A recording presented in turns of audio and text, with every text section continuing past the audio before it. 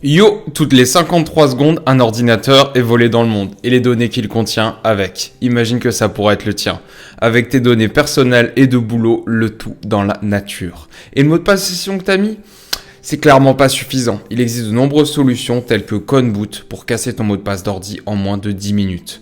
Ou alors encore mieux, tu as juste à retirer le disque de l'ordi, le brancher à l'autre ordi pour récupérer les données. Mais ne t'inquiète pas, j'ai la solution, le chiffrement disque.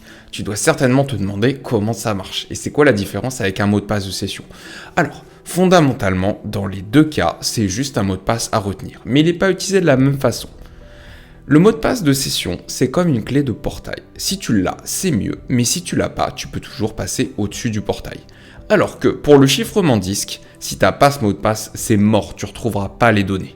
En effet, ce mot de passe te permet de récupérer la clé de chiffrement qui te permet de lire tes données. Bon, si tu vois pas ce que c'est une clé de chiffrement, en speed, imagine tu parles avec quelqu'un et que vous décidez de remplacer tous les A par des T ou tous les I par des U, ainsi de suite pour toutes les lettres de l'alphabet. Eh bien, ce tableau de correspondance, c'est la clé de chiffrement-déchiffrement qui vous permet de vous comprendre.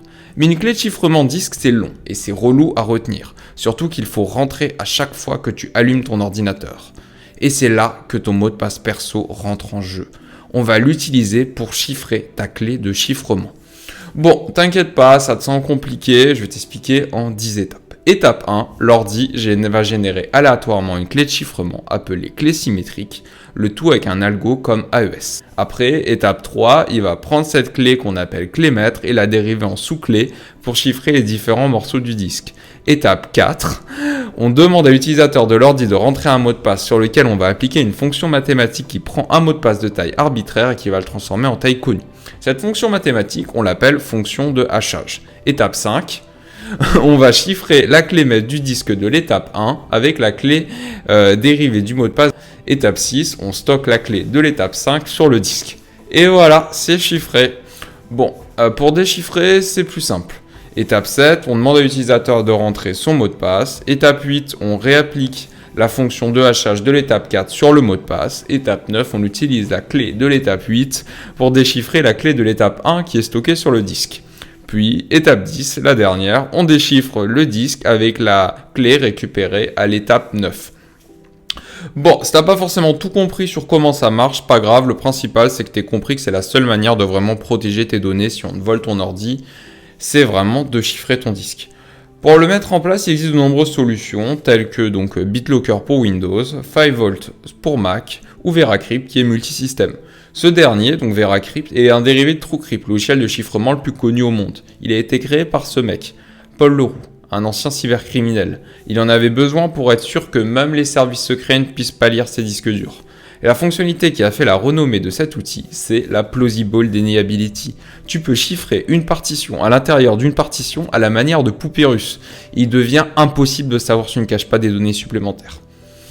Bon, on va pas se mentir, la Plausible Deniability, ça marche qu'avec les démocraties. Dans n'importe quelle dictature, on te torturera jusqu'à ce que tu craches le mot de passe.